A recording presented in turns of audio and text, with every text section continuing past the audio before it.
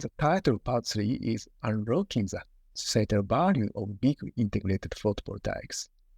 You will be proficient in clearly presenting how the integration of photovoltaics into vehicles enhances disaster resilience and plays a crucial role in fostering the development of smart communities. There are three subjects. First, the value of distributed photovoltaics in smart communities. The second, the importance of vehicles equipped with energy storage. And third, improving disaster resilience through PIPV.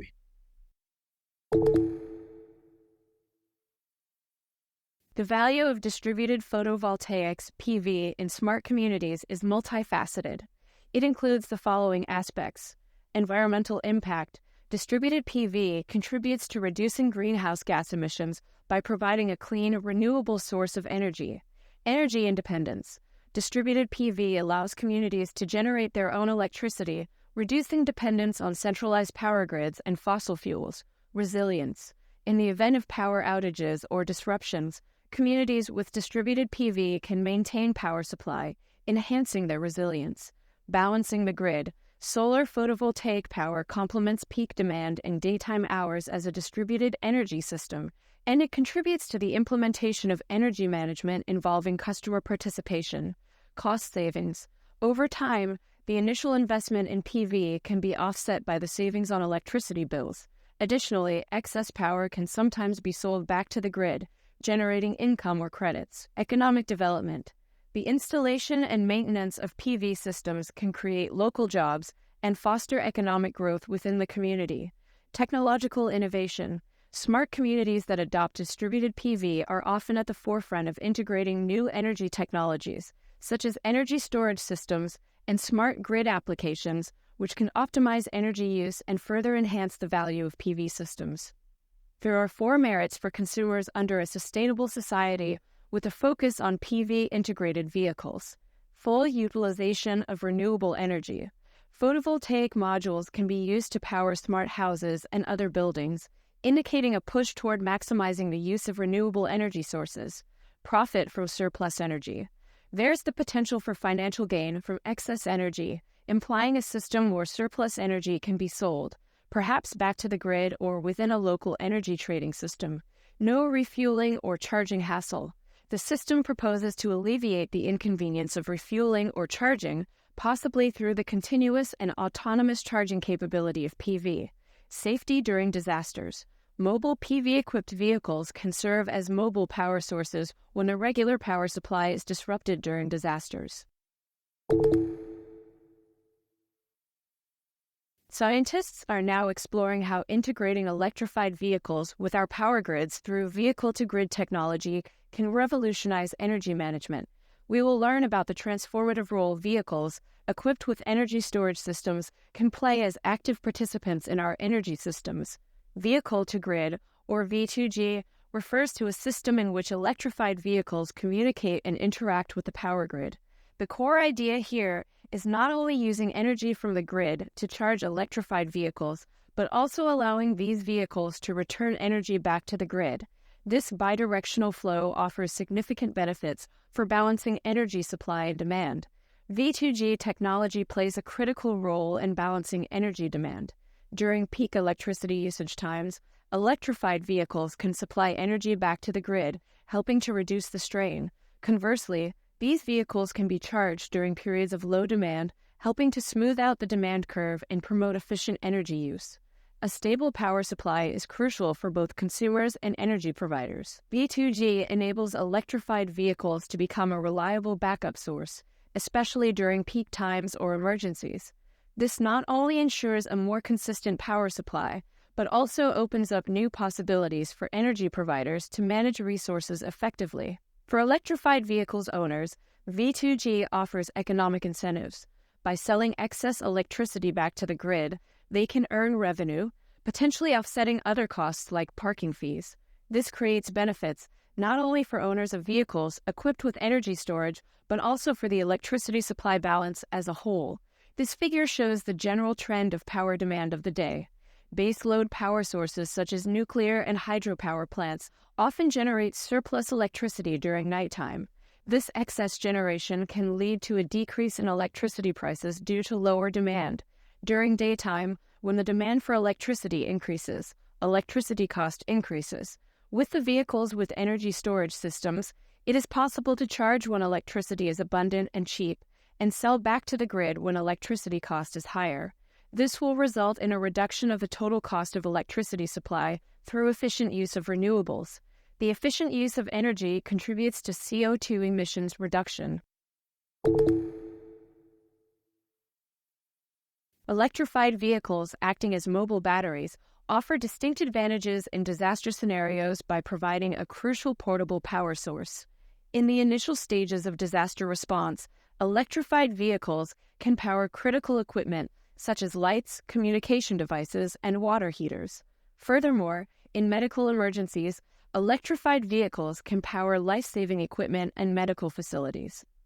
In 2019, Typhoon Fakai caused severe damage in Kanto region, including Chiba Prefecture, leading to widespread power outages and numerous fatalities from heat stroke. At its peak, the typhoon disrupted power to about 640,000 households, and full power restoration took 19 days. The storm resulted in extensive damage to infrastructure, including the collapse of transmission towers and utility poles, impacting up to 934,900 households in the Tokyo area. The blackout affected communications, water supply, and transportation, with some companies experiencing flooding due to high waves. The outages also caused water cutoffs and communication failures for approximately 140,000 households. Under this typhoon, widespread destruction resulted in the collapse of infrastructure, causing prolonged power outages that affected 640,000 households. This led to a tragic loss of lives due to heat stroke, as the lack of air conditioning became critical during the extended blackout. The path to recovery was further delayed due to the collapse of transmission towers and utility poles, with full power restoration taking 19 days. To address the challenges, automotive manufacturers sent electrified vehicles to Chiba's disaster zones. These vehicles provided power for crucial services such as mobile phone charging, air conditioning, refrigeration, and washing machines, along with lighting at night and water pumping. This support was crucial not only for residents, but also for evacuation centers and nursing homes, alleviating the hardships encountered during the crisis. This photo is Toyota's fuel cell vehicles, FCVs, supplying power to the household. In January 2024, automotive manufacturers conducted various support activities in the Noto region of Ishikawa Prefecture, which was affected by an earthquake. Electrified vehicles and portable power packs that incorporate used batteries from the electrified vehicles were used as power sources at evacuation centers and other facilities. During disasters such as typhoons and earthquakes, there is a risk of widespread power outages, but electrified vehicles can be used as mobile power sources to supply power to evacuation centers and other locations. Electrified vehicles have the capability to use an AC power outlet. However, some owners of electrified vehicles, including hybrid vehicles, are unaware that they can supply power from their vehicles in emergencies. For this reason, the Ministry of Land, Infrastructure, Transport, and Tourism, in collaboration with the Ministry of Economy, Trade, and Industry, has created the Manual for Utilizing Electrified Vehicles During Disasters. This manual compiles information on the external power supply functions of electrified vehicles, precautions to be taken during power supply, and other important topics, and it serves as a reference for electrified vehicles owners and municipalities considering their use. It is important to understand how many days you can sustain your lifestyle using a fully charged electrified vehicle as a battery. Battery capacity is the amount of electrical energy stored in a battery and is typically measured in kilowatt hours. A higher capacity means the vehicle can store more energy. For example, many battery electric vehicles, BEVs, have a battery capacity in the range of 40 to 70 kilowatt hours, while high-end cars typically have about 80 in kilowatt hours. Electricity consumption varies with the season and household. However, it might be useful to briefly understand how much electricity you normally use. Some examples of household appliance electricity consumption are shown in the table for your reference. Hairdryer, 1200 watt, used for 10 minutes, 200 watt hours.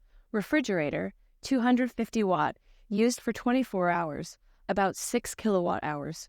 660-watt air conditioner, used for 10 hours about 6.6 kilowatt hours. Assuming the average daily electricity consumption of a household is about 15 in kilowatt hours, a 60 in kilowatt hours BEV battery could last for approximately 4 days.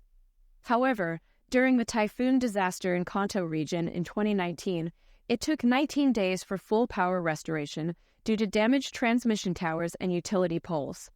Regular electrified vehicles cannot sustainably generate their own power. They must either draw electricity from somewhere else or be moved to a location where power is available. In disaster scenarios, roads may be impassable, preventing movement. In areas without nearby charging stations, electrified vehicle without PV would need to travel long distances repeatedly. However, if the vehicles themselves were equipped with photovoltaic PV modules, known as Vehicle Integrated Photovoltaics VIPV, the situation could be different. These solar-equipped vehicles could generate power autonomously, even when the grid is down following a disaster. They could provide an essential power supply to residential homes and public facilities without traditional power sources, offering energy independence and resilience in emergency situations. With this, we conclude today's lecture. We have learned about the multifaceted role that vehicle-integrated photovoltaics, VIPV, play in responding to climate change, balancing the power grid, and enhancing disaster resilience. As technological innovation accelerates, we can look forward to a future where VIPV technology becomes widespread. Thank you for your engagement and thoughtful participation in this discourse on the path forward with VIPV.